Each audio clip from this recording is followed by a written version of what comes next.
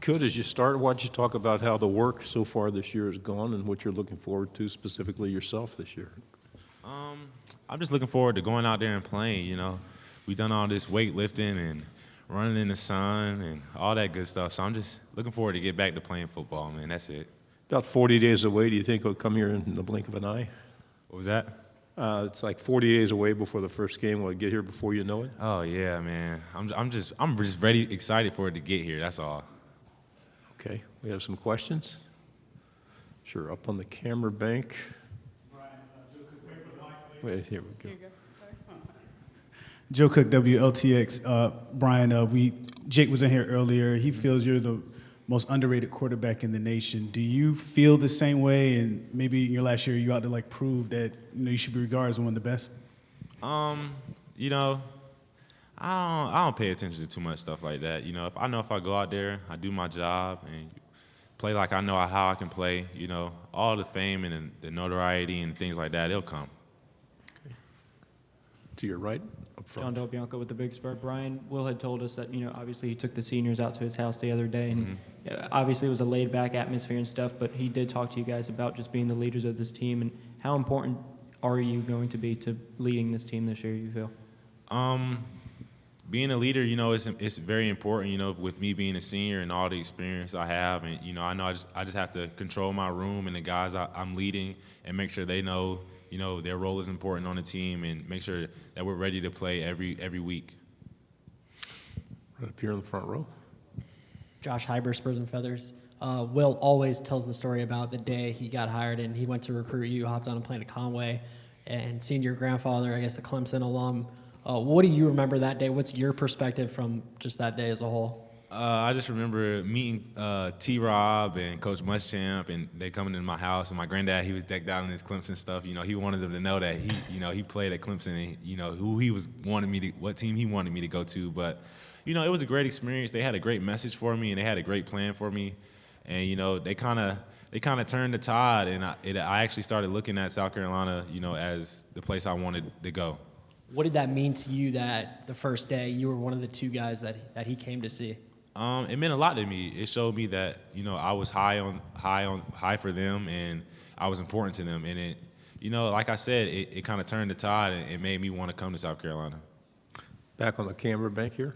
Bryan, I'm curious, what have your conversations been like with Deebo during this offseason? I know he's been working since he got drafted, and the fact that you're going to assume that number one role now. What has he kind of told you about what you need to do as far as preparation? He really hasn't told me anything as far as preparation. I kind of know what I need to do. I've been watching him for 3 years, playing that kind of 1A, 1B role, and it's time for me to step up. But all that stuff I feel like it's going to be easy for me, natural for me, because it's what I do every day. But as far as my conversation with Deebo, we kind of just talk, as brothers. He's a brother for me, and, I just somebody I talk to about personal stuff and personal life, and we just enjoy each other's company. Straight ahead in the back. Watch Fox, Columbia, South Carolina. Bryan, last season, I know a lot of people brought up the drop passes. How does that motivate you guys just as a unit this year?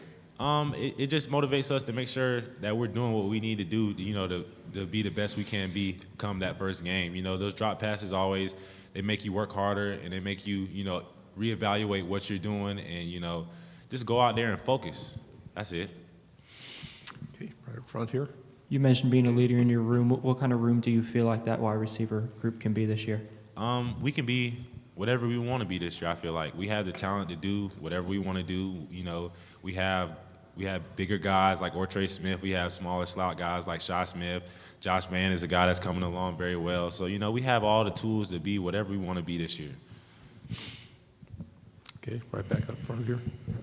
Bryan, obviously you never want someone to go out with injury, but what did you learn from the time that Deebo was out and getting that attention from defenses?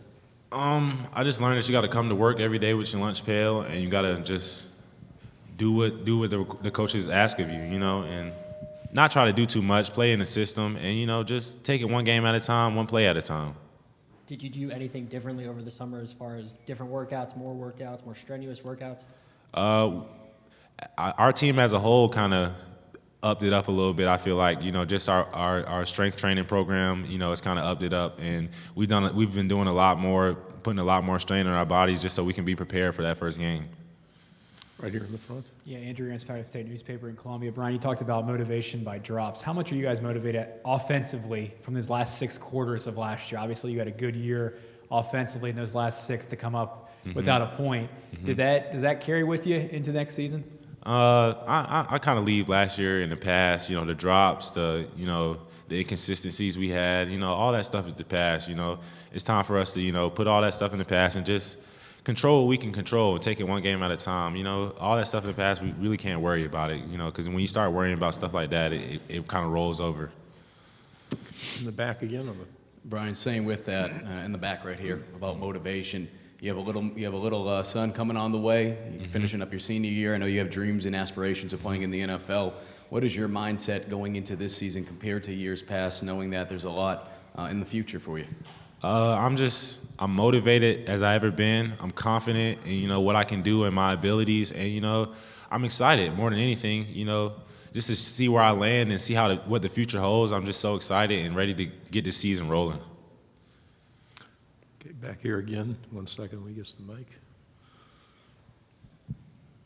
Brian, I know you're going to be key in the offense and, the talk for Jake, senior year, and it seems like this is the year where everything comes together. What have you seen? Is anything changed from him that you've seen as far as preparation, how he's approaching things, knowing that, this is last year and he's expecting a big year? I know you guys are out of him as well.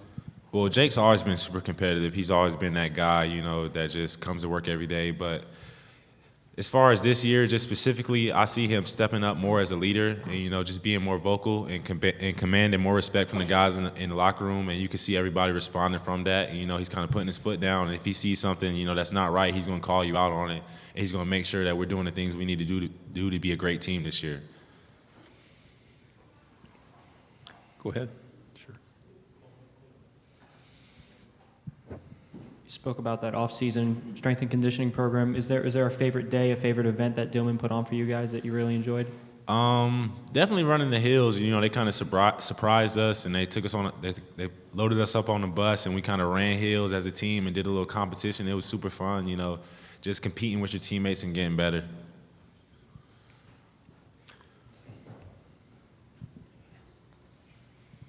Year 2 under Coach McClendon, what did you like about the system last year, the tempo, the pace, things of that nature, and what can be better in year 2? Getting a glimpse of that in year 1, how can you guys use that for year 2?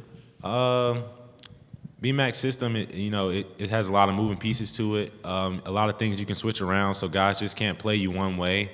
You can move anybody into any position. Everything's interchangeable. So, besides that, as far as expectations and things like that, we just have to wait and see. We have time for a few more. Here's another on the front. You mentioned being a leader in the room and some of the younger guys. We saw Deebo run the perimeter with Shy before games last year. How are you stepping into that leadership role? Are there things you're doing, more film you're watching with the younger guys? Just making sure everybody's where they need to be, make sure everybody's going hard and doing what they need to do to be successful. But as far as that, everything's natural for me. Like I said, I'm doing the same things I did last year, just being the same guy.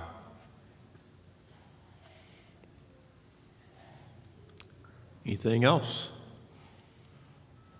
Brian, good job. Thank you very much. Thank you for having me.